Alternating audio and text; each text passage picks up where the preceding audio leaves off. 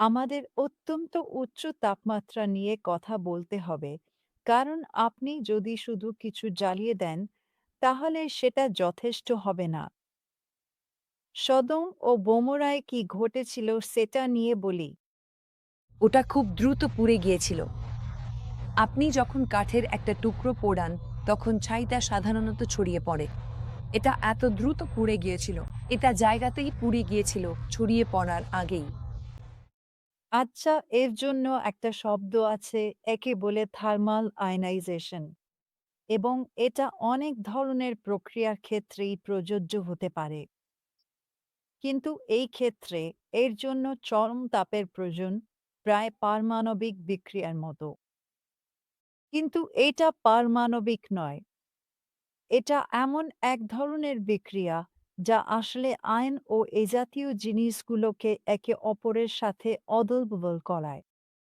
আর আপনি যদি এখানে স্তরগুলো দেখেন,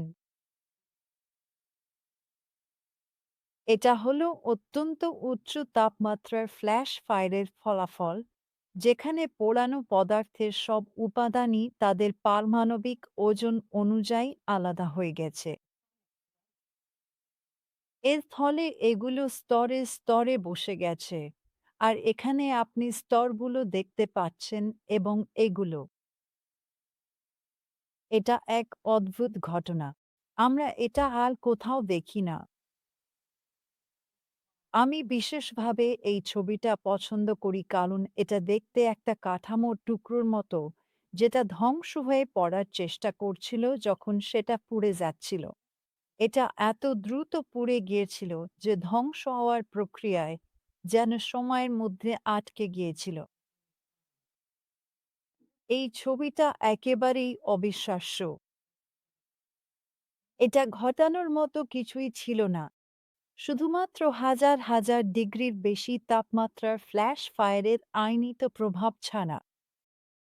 এক মুহূর্তে আগুন ঘুরে বেরিয়েছিল এবং আবার সময়ের মধ্যে জমে গিয়েছিল।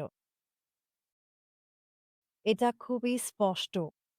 আপনি লক্ষ্য করলে দেখবেন, উপরের এবং নিচের স্তরগুলো তুলনামূলকভাবে সোজা এবং সাজানো, কিন্তু এই স্তরটা ঘুরে গেছে, যা দেখায় যে আগুন ওই নির্দিষ্ট উপাদানের সঙ্গে ঘুরে বেরিয়েছিল।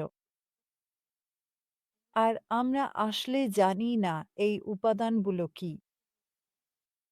কারণ যখন এইটা ঘটেছিল, তখন যে রাসায়নিক প্রতিক্রিয়া হয়েছিল তা সবকিছুই বদলে দিয়েছিল। রন বিশ্বাস করতেন, আপনি যদি খেয়াল করেন, আমরা যখন আরও ছবি দেখব, তখন দেখবেন যে ভবনগুলো খুব উঁচু বলে মনে হচ্ছে, আর তারপর এই ছাইগুলো সব নিচে পড়ছে।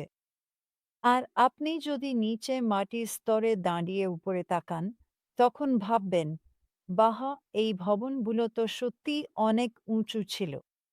কিন্তু রন বিশ্বাস করতেন, এবং তিনি প্রমাণও পেয়েছিলেন, যে আগুন পুরোপুরি বেডরক পর্যন্ত পুড়ে গিয়েছিল। আর এই ছবিটাই সেই ধারণাটাকে নিশ্চিত করে। শহরের স্তরের নিচে পাথর রয়েছে, যা এখান থেকে স্পষ্ট না হলেও সেখানে গেলে দেখা যায় এটি বেদরক পর্যন্ত বিস্তৃত। এখন এটাই সেই প্রথম ছাইয়ের অংশ, যেটা রন আমাকে 1988 সালে দেখিয়েছিলেন, আর আমি মনে করি এটাই সেটা। এটা রাস্তার খুব কাছেই ছিল, এবং এটা ওর দৃষ্টি আকর্ষণ করেছিল। আমি ওর সাথে দেখা করার আগেই ও এটা খুঁজে পেয়েছিল, আর আমি মনে করি এটাই ওকে এই জিনিসগুলো আরো কাছ থেকে দেখতে উৎসাহিত করেছিল, এবং ও এটা নিয়ে কথা বলবে। এটা নিয়ে এর সদন ও গোমরার। আর আপনি দেখতে পাচ্ছেন বাতাস এটা ঘুরিয়ে এবং স্তরে স্তরে জমিয়েছে ভয়ঙ্কর তাপ। আব্রাহাম বলেছিলেন, অথবা আদি পুস্তকের লেখক বলেছিলেন, যে উপত্যকার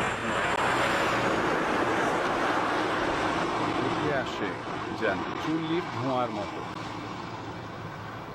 এবং এখানে আপনি দেখতে পাচ্ছেন গরম বাতাসের ঘূর্ণি সদম নগরীর ধ্বংসাবশেষকে।